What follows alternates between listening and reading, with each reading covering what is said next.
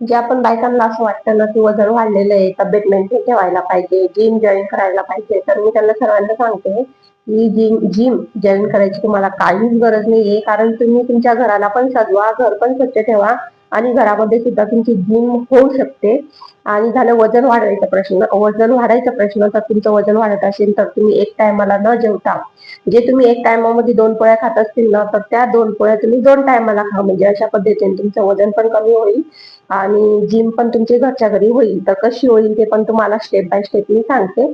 तर बघा, मी पण अशाच पद्धतीने तब्येत पण मेंटेन ठेवते आणि वजन पण कमी ठेवते. तर बघा, मेन म्हटलं म्हणजे आपण कमरेचा आणि पोटाचाच व्यायाम जास्त करत असतो. कारण बरंच आपलं पोट पण सुटलेलं असतं आणि कंबर पण आपल्याला बारीक हवी असते. तर म्हणून तुम्ही घरातल्या घरात अशा प्रकारे पण व्यायाम करू शकता. तर बघा, ही आपण बेडशीट व्यवस्थित टाकत आहेत आणि टाकता टाकताच आपण 4 वेळेस उठत आहे, 4 वेळेस वाकत आहे. वागता वागता सुद्धा आपल्या पोटाचा व्यायाम होतो. तर बघा, मी घरातल्या घरात पण रोजची आपली रुटीन असते ना, त्याच्यामुळे आपला रोजचा पोटाचा व्यायाम होतो. आणि घर झाडण्यामध्ये पण बघा, तुम्ही स्ट्रेट न घर झाडता, म्हणजे सरळ उभं राहून न घर झाडता आपल्याला कानेकोपरे तर साफ करायलाच हवे.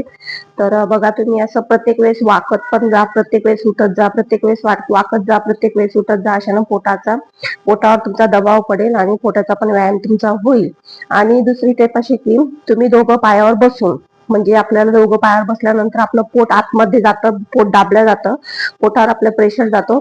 तर बघा, तुम्ही दोघं पायावर बसून सुद्धा अशा प्रकारे घर झाडू शकता. वाकून न झाडता तुम्ही दोघं पायावर बसा आणि असं चालत दोघं पायावर चालत जा. चालत चालत तुम्ही पूर्ण घर झाडा. बघा, तुम्हाला लवकर थकवा पण येईल आणि तुमच्या घरातले कानेकोपरे अगदी व्यवस्थित साफ होईल. तर बघा, इथं माझ्या मशीनच्या बाजूला पण आजूबाजू खूप घाण झालेली होती. तर बघा, मी वाकूनच तिला साफ करत आहे. तर वाकून पण पटकन अशा प्रकारे होते आणि घरातल्या घरात आपला रोजची रुटीन नुसार आपला व्यायाम पण होतो आणि घर पण आपलं स्वच्छ राहतं. तर बघा, कानेकोपरे अगदी व्यवस्थित साफ झालेले आहे. तर राहिला आपला उड्या मारायचा प्रश्न, तर तुम्हाला ते पण मी दाखवते.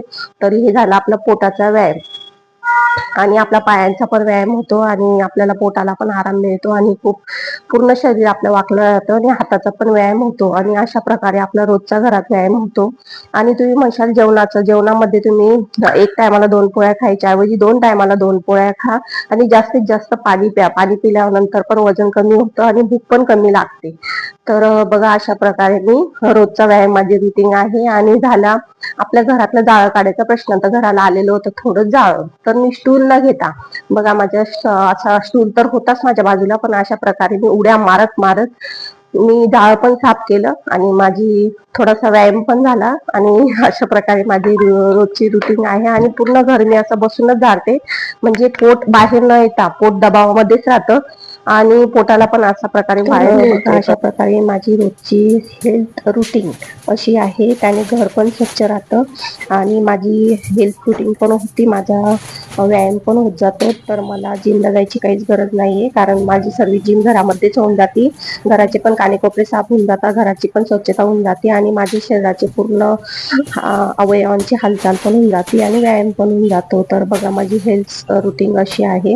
आणि शरीरात जास्तीत जास्त पाणी गरजेचं आहे. जिथं तुम्ही 2 पोळ्या खातात ना, तिथं 1 पोळी खा आणि 1 पोळीच्या ऐवजी 2 ग्लास पाणी प्या. कारण पाणी हे शरीरात खूप महत्वाचं आहे, कारण आपल्याला आजार लागतात ते पाण्यामुळे. जर आपल्या शरीरात पाणी जास्त असेल ना, तर आपल्याला कुठलेच आजार लागणार नाही. तर पाणी खरंच आपल्यासाठी खूप गरजेचं आहे आणि शरीराचा व्यायाम पण गरजेचा आहे आणि घर स्वच्छ ठेवणे पण गरजेचं आहे.